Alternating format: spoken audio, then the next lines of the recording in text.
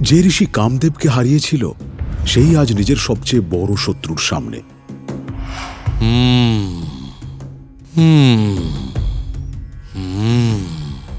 এক মুহূর্তের অহংকার সব বদলে দিল। অহংকার পতনের শুরু। তুষারে ঢাকা নিস্তব্ধ হিমালয়ের এক গুহায় ধ্যানমগ্ন নারদ মুনি। তাঁর তপস্যার তেজ স্বর্গলোক পর্যন্ত পৌঁছে ইন্দ্রদেবকেও শঙ্কিত করে তোলে। ভারসাম্য রক্ষায় পাঠানো হয় কামদেবকে। ওম নমো নারায়ণ, ওম নমো ভগবতে বাসুদেবায়, ওম নমো নারায়ণ। দেখি নারদ, তোমার মন কতটা দৃঢ়। কামদেব এক এক করে বসন্তের মায়া ছড়িয়ে দেন। মৃদু বাতাস, ফুলের গন্ধ, অপ্সরাদের নৃত্য, চারপাশ যেন স্বর্গে পরিণত হয়। কিন্তু গুহার ভেতরে নারদের মন এক বিন্দুও নড়ে না। এ কি? হ্যাঁ? এত শক্তিশালী সংযম এ কি করে সম্ভব?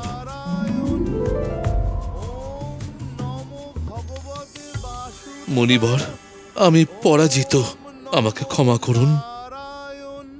যে মনকে জয় করে তাকে মায়া কখনো স্পর্শ করতে পারে না। কামদেব চলে যেতেই গুহার নীরবতা ফিরে আসে।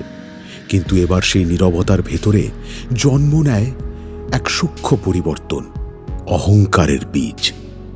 মহাদেব তো রাগে কামদেবকে দগ্ধ করেছিলেন, আর আমি তো রাগ না করেই তাকে জয় করলাম। তবে কি আমি মহাদেবের চেয়েও বড় জিতেন্দ্রীয়? আমার মন অটল, আমি কামজয়ী। আমার ইন্দ্রিয়, আমার বেশ, আমার এই জয় আমি ত্রিভুবনে ছড়িয়ে দেব। আমি এখন শ্রেষ্ঠ। কৈলাস পর্বত নিস্তব্ধ, বরফে ঢাকা শৃঙ্গের মাঝে মহাদেব গভীর ধ্যানে মগ্ন। চারপাশে এক অপার্থিব শান্তি। ঠিক তখনই সেই নীরবতা ভেঙে দ্রুত বেগে এসে উপস্থিত হন নারদ মুনি। তাঁর চোখে উত্তেজনা, কণ্ঠে গর্ব, তপস্যার জয়ের উচ্ছ্বাস যেন তিনি আর ধরে রাখতে পারছেন না। প্রণাম প্রভু। তথাস্তু। বলো নারদ, কি সমাচার? সবকিছু কুশল মঙ্গল তো? প্রভু, প্রভু আজ আমি কামদেবকে পরাজিত করেছি। আমার তপস্যা অটল, আমি জিতেন্দ্রীয়, আমি অজেয়। তা বেশ তো, তোমার সংযম প্রশংসনীয়, কিন্তু এই দম্ভ সংবরণ করো। দম্ভ নয় প্রভু, এ তো নিখাদ সত্য, আর আমি এই সত্যিই আপনাকে বলছি। সত্য কখনো কখনো বিপজ্জনক হয়ে ওঠে যখন তা অহংকারের রূপ নেয়। প্রভু, আপনি কি আমার এই জয় মেনে নিতে পারছেন না? একটা কথা মনে রেখো, তুমি আমাকে যে কথাগুলো বলছো তা এখান পর্যন্তই থাক। কোনোভাবেই বিষ্ণুকে এই সব কথা বলো না। বলবো না? কেন প্রভু, আপনি কি ভয় পাচ্ছেন? না না, ভয় পাবো কেন? একটা কথা মনে রেখো নারদ, ভক্তের অহংকার ভগবানের কখনো সহ্য হয় না। মহাদেবও হয়তো এই জায়গাকে হালকাভাবে নিচ্ছেন। ঠিক আছে প্রভু, আমাকে তাহলে অনুমতি দিন। এক মুহূর্তের জন্য বাতাস ভারী হয়ে ওঠে, যেন কৈলাস নিজেই নারদকে থামাতে চাইছে। কিন্তু অহংকারে অন্ধ মন আর কোনো সতর্কতা শুনতে পায় না। অহংকার যখন জন্ম নেয়, পতন তখনই শুরু হয়ে যায়। কৈলাস থেকে সরাসরি বৈকুণ্ঠে পৌঁছে নারদ গর্বে উচ্ছ্বসিত। চারিদিকে শঙ্খধ্বনি আর স্বর্ণালী আভা, তবু সেই শান্তি তাঁর মনে স্পর্শ করে না। সিংহাসনে বসে বিষ্ণু মৃদু হাসেন। নারদের দম্ভ তিনি বুঝতে পারেন, কিন্তু কিছু না বলে নীরবে শোনেন, কারণ এই শিক্ষার পথ অভিজ্ঞতার মধ্যে দিয়েই আসবে। প্রভু, আজ আমি এমন এক কাজ করেছি যা দেবতাদের পক্ষেও কঠিন। বলো নারদ, কি সেই কীর্তি যাতে তুমি নিজেই এত উচ্ছ্বসিত? আমি কামদেবকে জয় করেছি প্রভু। তার সমস্ত মায়া আমার সামনে ব্যর্থ হয়েছে। তোমার মন কি সত্যিই অটল ছিল, নাকি শুধু মুহূর্তের জন্য শান্ত ছিল? প্রভু, আপনি কি আমার উপরে সন্দেহ করছেন? না না নারদ, না। তুমি রেগে যাচ্ছ কেন? আমি তো শুধু জানতে চাইছি, তোমার জয় কি সত্যই সম্পূর্ণ? হ্যাঁ প্রভু, আমি এখন জিতেন্দ্রীয়। আমাকে এখন কেউ টলাতে পারবে না।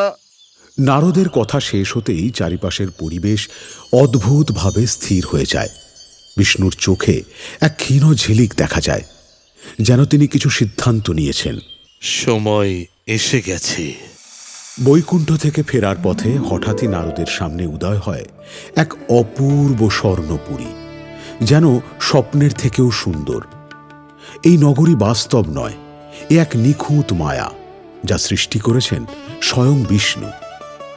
এই রাজ্যের রাজা শিলনিধি তার কন্যা বিশ্বমোহিনীর স্বয়ংবরের আয়োজন করেছেন। রাজপ্রাসাদের বারান্দা দিয়ে যখন বিশ্বমোহিনী প্রবেশ করে, সমস্ত পরিবেশ যেন থমকে যায়। তার রূপ, তার উপস্থিতি অসাধারণ আর মোহময়। নারদ মুনি তা লক্ষ্য করেন। মুগ্ধতা ধীরে ধীরে আসক্তিতে রূপ নেয়, আর সেই আসক্তি মুহূর্তেই অন্ধ কামনায় পরিণত হয়। আহা, এ কি অপরূপ রূপ! এ কি মর্তের নারী, না স্বর্গের অপ্সরা? এমন অপরূপ সুন্দরী নারীকে না পেলে আমার এই জীবন ব্যর্থ। হাজার বছরের ব্রহ্মচর্য এক মুহূর্তে ভেঙে যায়। নারদের মনে জন্ম নেয় আসক্তি, যা দ্রুত আকাঙ্ক্ষায় পরিণত হয়।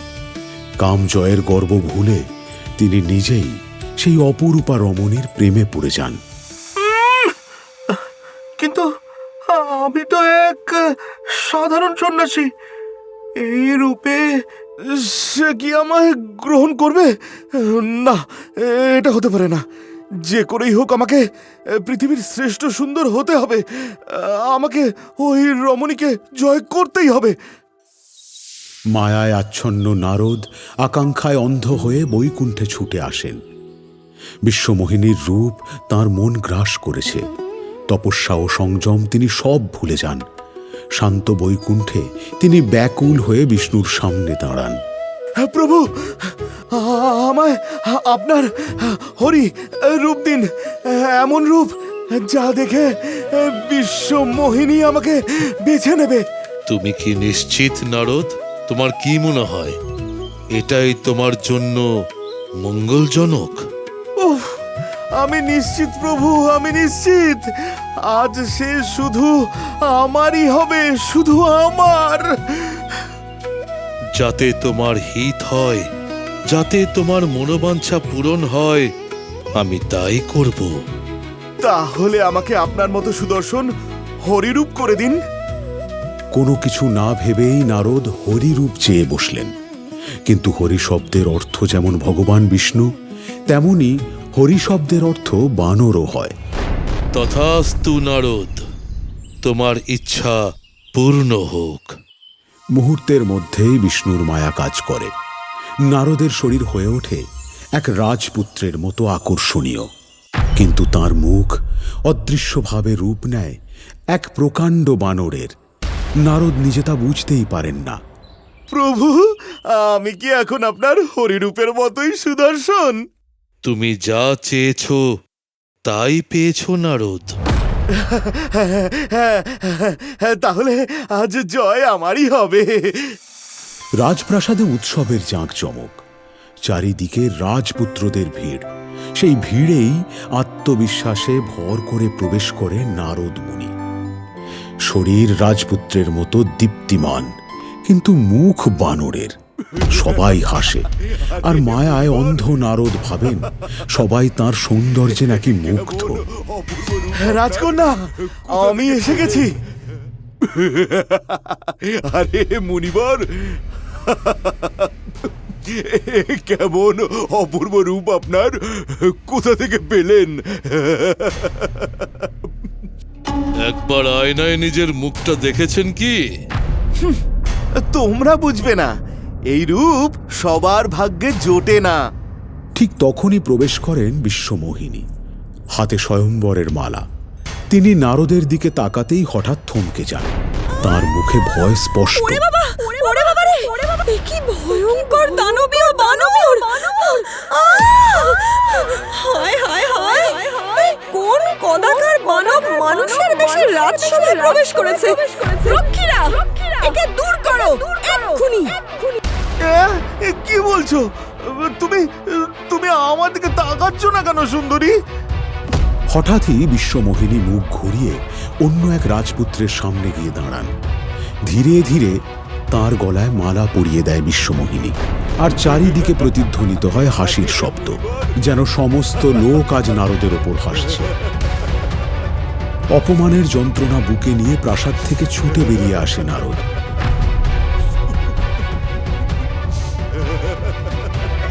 রাজসভার হাসি এখনো তার কানে বাজছে।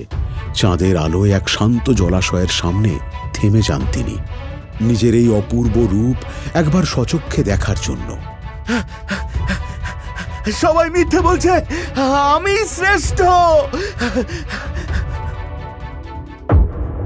না, এ হতে পারে না। আমি নই। এ কার ছায়া?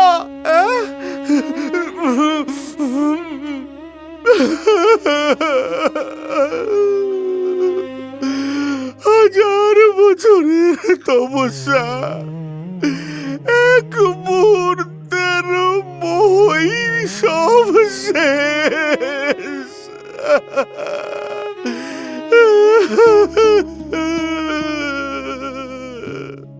প্রভু, এ কেমন দয়া!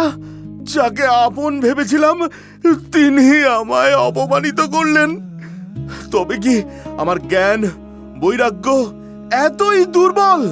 আমার পরাজয় কম দেবের কাছে নয়, নিজের অহংকারের কাছে। প্রভু, তবে কেন এই নিষ্ঠুর লীলা? বিষ্ণু, আপনি আমার রূপ নয় বিশ্বাসও ভেঙেছেন। এবার আপনিও মায়ার যন্ত্রণা ভোগ করবেন। ঠিক সেই মুহূর্তে আকাশ আলোয় ভরে ওঠে। নারদের সামনে আবির্ভূত হন ভগবান বিষ্ণু। আমি আপনাকে অভিশাপ দিচ্ছি, আপনিও মর্তে মানুষ হয়ে জন্মাবেন। স্ত্রী বিচ্ছেদের জ্বালা আপনিও সহ্য করবেন, আর এই বানররাই হবে আপনার একমাত্র সহায়। তথাস্তু নারদ, তোমার এই অভিশাপ আমি মাথা পেতে নিলাম। অভিশাপ উচ্চারণ হতেই পরিবেশ নিস্তব্ধ হয়ে যায়। বিষ্ণু স্থির দাঁড়িয়ে, মুখে শান্ত হাসি। আমি তোমার দম্ভমুক্ত হওয়ার অপেক্ষায় ছিলাম নারদ। ঠিক তখনই বিষ্ণুর হৃদয় থেকে এক ঝলক আলোক রূপ বেরিয়ে আসে। সেই আলোতে মুহূর্তের মধ্যেই ফুটে ওঠে বিশ্বমোহিনীর রূপে দেবী লক্ষ্মী, আর রাজকুমার বেশে স্বয়ং বিষ্ণু। আর সঙ্গে সঙ্গেই সব সত্য স্পষ্ট হয়ে যায়। প্রভু, আমি নিজেকেই জয় করতে পারিনি, ক্ষমা করুন। ক্রোধের বশে আমি কি করলাম? আমি আপনাকে অভিশাপ দিয়ে দিলাম প্রভু। তোমার এই অভিশাপও বৃথা নয়, তার ভেতরেই লুকিয়ে আছে ভবিষ্যতের এক মহাকাব্যের বীজ। অহংকার পতনের সূচনা। নারদের এই অভিশাপেই লুকিয়েছিল এক মহা সূচনা। মানবরূপে বিষ্ণুর আবির্ভাব, স্ত্রী বিচ্ছেদ আর বানর সেনার সহায়তায় এক মহাকাব্যের জন্ম। এই লীলার নাম কি আপনি কি বুঝতে পেরেছেন? তাহলে কমেন্ট করুন আর বলুন এই গল্পের পরবর্তী অংশে কি দেখতে চান।